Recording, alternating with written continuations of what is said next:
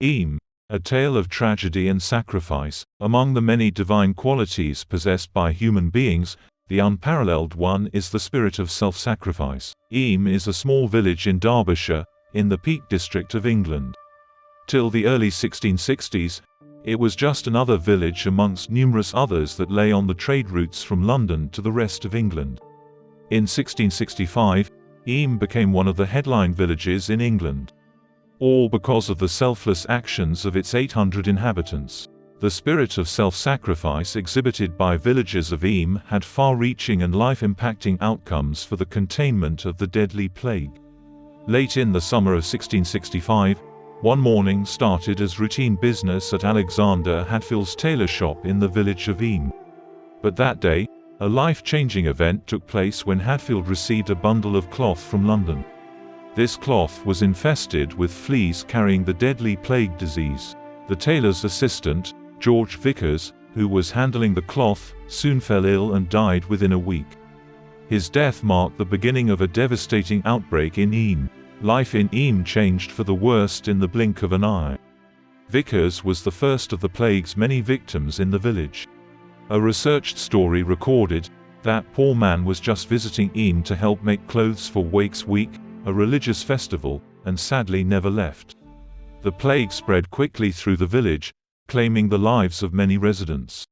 Faced with this dire situation, the villagers, led by their rector, William Mompesson, and the Puritan minister, Thomas Stanley, took the extraordinary decision to quarantine themselves to prevent the plague from spreading to neighboring communities.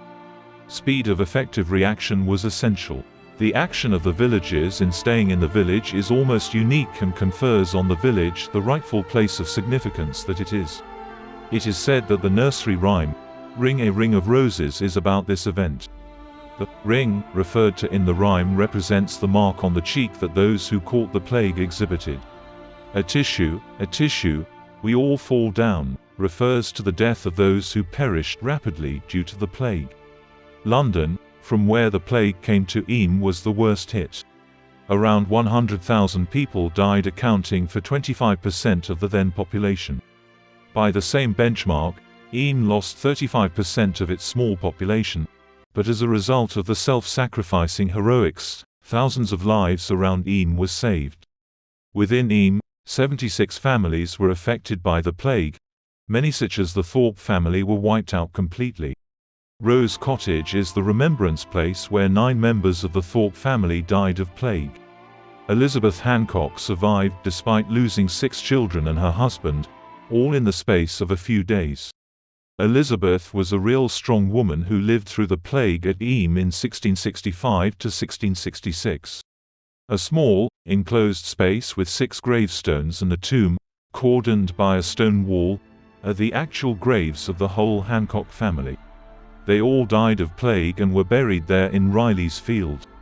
On the 1st of November 1666, farm worker Abraham Morton gasped his final breath, the last of 260 people to die. Abraham was in his late 20s when he died. He was one of 18 Mortons listed as plague victims on the Eyam Parish Register. Amongst all this death and destruction, was a heartbreaking story of romance between Emmett Siddle and Roland Torre, separated from one another when the village of Eyam quarantined itself. During the plague outbreak, they communicated daily from a distance. They would shout their messages to each other, until one day, like thousands of others, they too finally went silent.